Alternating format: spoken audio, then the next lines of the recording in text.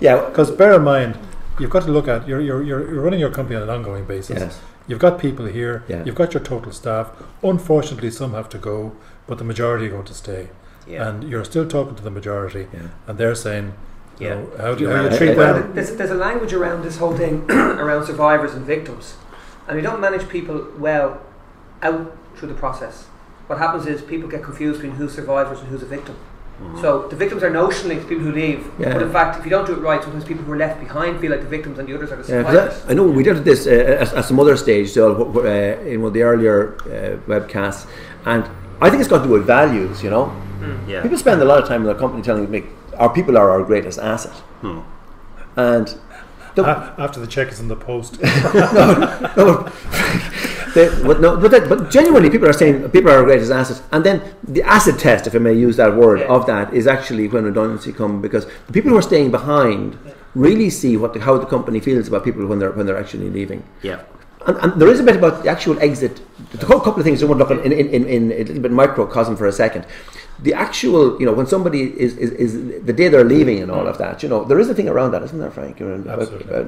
Martin. Well, certainly, Martin's an expert at that. I certainly remember one example I was involved in where on the day a particular lady was leaving after a long service, a colleague was making her farewell speech. And he said that he'd known this woman longer than his wife. They'd worked together for 27 years, and he said this was like a divorce for him. And it always stuck with me, because you lose sight sometimes in organisations in the hurly-burly of it all as to how the relationships work. But here was somebody clearly saying that this had been of such longevity, and just suddenly coming to a halt. So when he arrived in on the Monday and she's not there, the dynamic changes. Yes. So as an organisation, you have an obligation when you expand that to manage that transition, to use that word. Yeah, I mean, I've come across a lot of cases like that. A lot of tears on final days. Yeah. Where people stand up, and of course they say maybe it hasn't ended the way they want it, but they have nothing but good memories, would have learned a lot, would have experienced a lot, would have grown a lot in the course of their career with a company.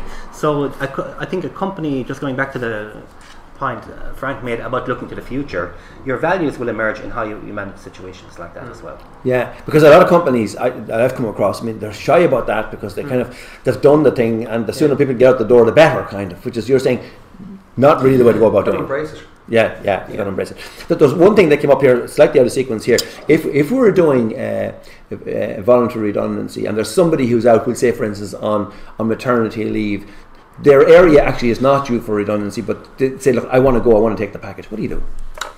As I said the last day, pregnancy, maternity, the red flag goes up. Handle with care, treat very carefully. If they want to go, yes, they're entitled to stay, but if they elect to go and it's a voluntary package and there's no compulsion involved and they sign off, go for it. Okay, so that's we've AlphaBeta now have gone through this thing, and we're trying to get, say, 58 redundancies out of this. We've got 54. And that's it. Can't squeeze any more out of it. 54. We need 4 more. Mick, what do we do? Well, I mean, I think it comes down to looking at the details here. What 54 have gone? Where are the positions? What are the positions that still remain that can be redundant? Yeah. Or that you deem to be redundant based on what you need going forward? Oh, we know what they are. Okay, we know what they are. We know what they are, and we know who's in it, but they just haven't taken the. It can become a compulsory process, and you have to put a selection process in place to actually select the people who will be compulsorily made redundant. Martin, how do we do that in the way that keeps our values? Key thing is in terms of your values that you live to them, and secondly, you set up a range of objective criteria against which you make the assessments. If you don't have objective criteria, you are destined to be in trouble. Right. And those criteria should reflect your values, and that could be a combination of things like performance management records, it could be a skills matrix, it could be experience, it could be qualifications, it could be a range of things, but they must be objectively identifiable. I think the last day we actually mentioned things like attendance can be used, provided it's up front and they're good records and they're consistently used. So there are a range of things you do, so you sit down and say, where are the roles, what are they, and what are objective criteria that allow us to make a decision that's fair. And then tap on the shoulder, is it? Well, no, we're back into a microcosm of what we're talking about the last day. If you, let's say we have 4 or 5 more to go, and we have 10 people in that area who are candidates, I'm afraid it's the jobs that are going. You have to say to those 10 people, there are 10 of you, there's 5 jobs. Here's the objective criteria we're going to use. You can apply. If you're not interested in applying, you take the package. If you apply, here's the evaluation criteria. But at the end of the process, there's only going to be 5 of you. Okay, and I'm going to take this to a different level, because the 10 of them get together and they go out and have a drink and they come back and they say to you, okay, Frank, we heard what you're saying. Tell you what, the whole 10 of us will take a bit of a reduction here to save you the same money, and we'll stay. If that just the 10 now, the rest of them are on voluntary at the stage. If that achieves what you want to achieve in terms of cost reduction, I'd say take it.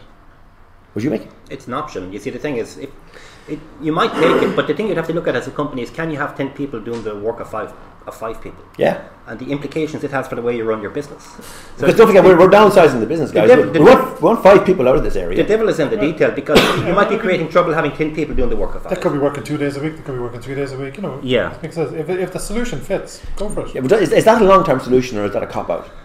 It depends on the business. In one business, if you put them on a 3-day week, if you're in business, a 3-day week forever. If you retain skills and experience, Peter, if you retain skills and experience that are of value to you, well then putting somebody on some sort of part-time arrangement is better to have them on the books than not, because they might have a customer relationship or whatever it might be, and that can be valuable. You can't replace that overnight. Well, we're back into the detail. It depends on the if they're jobs, they're never going to come back. If the skills are obsolete, that's one thing. But if this is a temporary downturn whereby you're riding the recession, and your objective is to come back in the future, keep them. It's very hard. You went to the trouble of selecting people. You know, let them go. Very reluctantly let people go. You spent a lot of time and effort getting them in.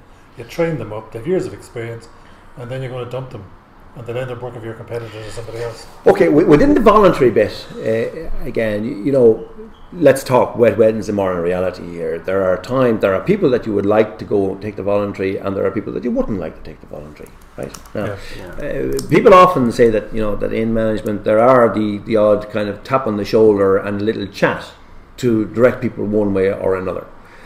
Can we talk about that here? Proactive counselling.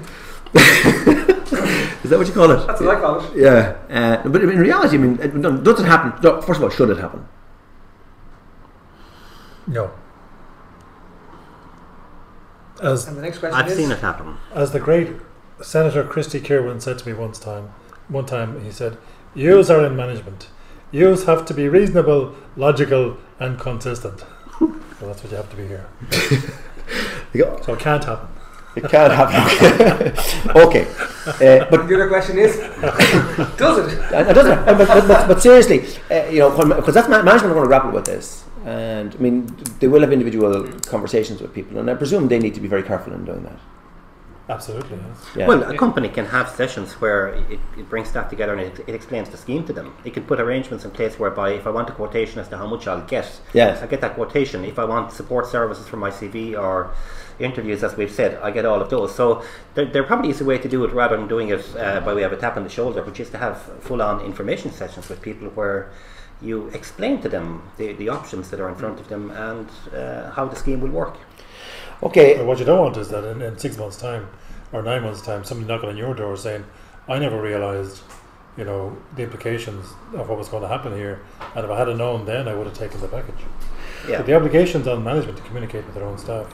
Yeah. Okay, folks. I think we'll leave it there. That's the whole area on redundancies. But don't forget, of course, if you have a situation like this and you're confronting it, just contact us either there through your computer here, or give us a call, Communicate International, and we'll deal with it that way. Or we'll go out and we'll talk to you. I mean, I suppose the reason we're talking here these days, giving you kind of insights into what we do, is that if you feel you've got an issue that we can contribute to addressing, just give us a call. We'll go out and we'll have a chat with you anyway and see what can be done, and we'll take it from there.